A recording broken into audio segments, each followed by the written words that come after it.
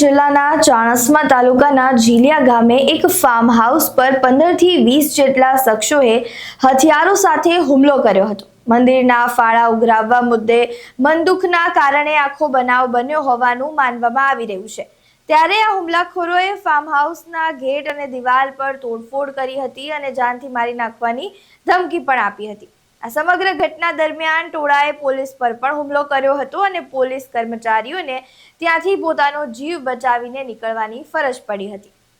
ત્યારે આ સમગ્ર મામલે પોલીસ ફરિયાદ નોંધાઈ હતી, પરંતુ અહીંયા વળાંક ત્યારે આવે છે કે જ્યારે આ ઘટનાને લઈને પાટણ એસપીએ ચાણસ્મા પોલીસ સ્ટેશનના 3 અધિકારી અને 5 કર્મચારીઓને તાત્કાલિક અસરથી ફરજ મોકૂફ કરી દે છે, જેમાં પીઆઈ, એએસઆઈ, એચસી તેમજ ફરજ પરના તમામ 5 જીઆરડીને તાત્કાલિક અસરથી ફરજ મુક્ત કરવામાં આવે છે। હવે આ ઘટનાને લઈને પોલીસ દ્વારા સમગ્ર મામલે અલગ અલગ ટીમો બનાવીને આરોપીઓને ઝડપી પાડવામાં આવ્યા છે। હુમલામાં સંડોવાયેલા 18 જેટલા આરોપીઓને પોલીસે ઝડપી પાડી તેમનું રિકન્સ્ટ્રક્શન કરવામાં આવ્યું છે। 18 આરોપીઓનો જાહેરમાં વરઘોડો કાઢી આરોપીઓને મેથી પાક ચખાડી કાયદાનું ભાન કરાવવામાં આવ્યું છે। ત્યારે અહીંયા પહેલા આપણે આ રિકન્સ્ટ્રક્શનના વિડીયો જોઈએ।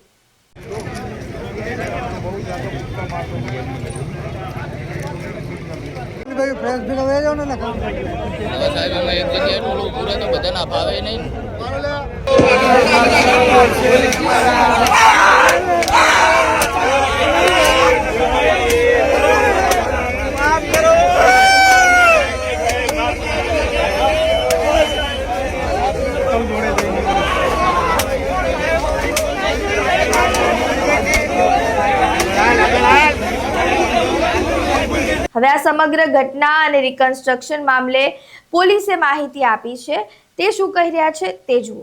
જે બનાવ બન્યો તો પોલીસ અત્યાર સુધી કઈ રીતે કામગીરી કરી છે, કેટલા આરોપીને અટકાયત કરી છે? ચાણસ્મા પોલીસ સ્ટેશન વિસ્તારના ઝીલિયા ગામે તારીખ 15 માર્ચ 2026ના રોજ જે ઇન્સિડન્ટ બન્યો હતો એના સંદર્ભે કુલ 2 એફઆઈઆર નોંધવામાં આવી હતી। આ એફઆઈઆરની ગંભીરતાને ધ્યાનમાં લઈને respected Banaskantha range IG Parikshita Rathod સાહેબ, રિસ્પેક્ટેડ જિલ્લા પોલીસ અધિક્ષક વીકે નાઈ સાહેબના સીધા માર્ગદર્શન અને સૂચના અનુસાર એલસીબી, એસઓજી અને ચાણસ્મા પોલીસની અલગ અલગ ટીમો બનાવીને આરોપીને પકડવા માટેની તજવીજ હાથ ધરવામાં આવી હતી। અને એફઆઈઆરમાં જેના નામ છે એવા 3માંથી એક આરોપી જસુબાને અરેસ્ટ કરવામાં આવ્યો છે। આ ઉપરાંત કુલ 17 અજાણ્યા ઇસમોને પણ અરેસ્ટ કરવામાં આવ્યા છે। આમ કુલ 18 આરોપીની અત્યાર સુધીમાં અટકાયત થઈ ગઈ છે। જે અજાણ્યા ઇસમો હતા એની ઓળખ પ્રસ્થાપિત કરવા માટે એક્ઝિક્યુટિવ મેજિસ્ટ્રેટ સાહેબની સમક્ષ એની ઓળખ પરેડ પણ કરવામાં આવી છે। આ ગુનાના પ્રાથમિક ઇન્ટ્રોગેશન દરમિયાન એવું જાણવા મળ્યું હતું કે આ ગુનાને અંજામ આપતા પહેલાં આ બધા લોકો માંડોત્રી ખાતેના ફાર્મ હાઉસ સાથે એકઠા થયા હતા અને ત્યારબાદ એક કોન્સ્પિરસીના ભાગરૂપે અલગ અલગ વ્હીકલમાં સવાર થઈને પ્રાણઘાતક હથિયાર લઈને આ જે ઘટના છે એને અંજામ આપવા માટે નીકળ્યા હતા।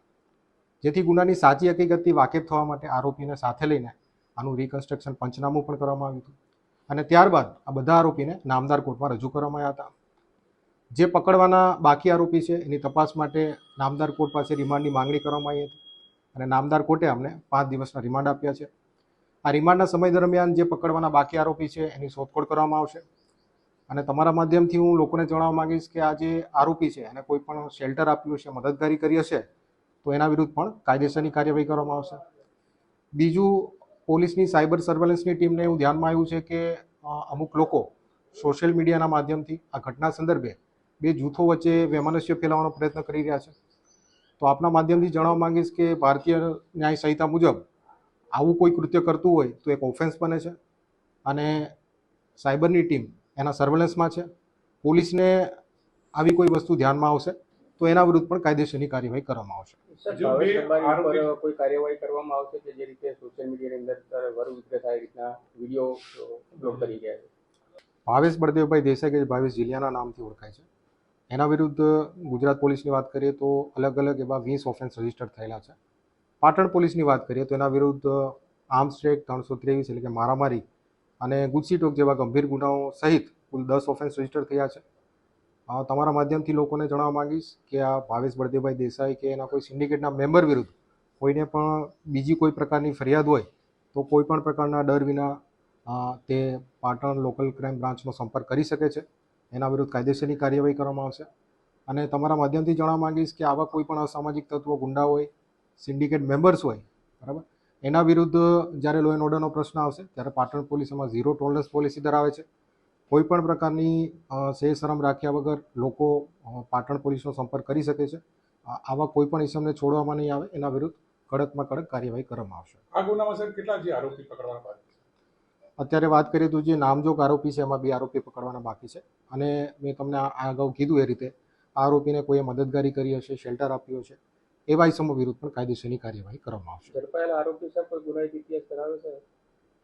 અહીં તમે પોલીસનું નિવેદન સાંભળ્યું. હવે આ સમગ્ર મામલે પોલીસને દોડાવનારા આરોપીઓના તો પોલીસે મોર બોલાવી દીધા છે, પરંતુ આવી ઘટના ફરી ન બને તે માટે પોલીસ દ્વારા આગળ શું કડક કાર્યવાહી કરવામાં આવે છે તે જોવું રહ્યું. આ સમગ્ર મામલે તમારું શું માનવું છે? તમારા મંતવ્યો અમને કમેન્ટ બોક્સમાં જરૂરથી જણાવજો. વિડીયો પસંદ આવ્યો હોય તો લાઇક, શેર, કમેન્ટ કરો અને અમારી ચેનલને સબસ્ક્રાઇબ કરવાનું ભૂલતા નહીં. નમસ્કાર.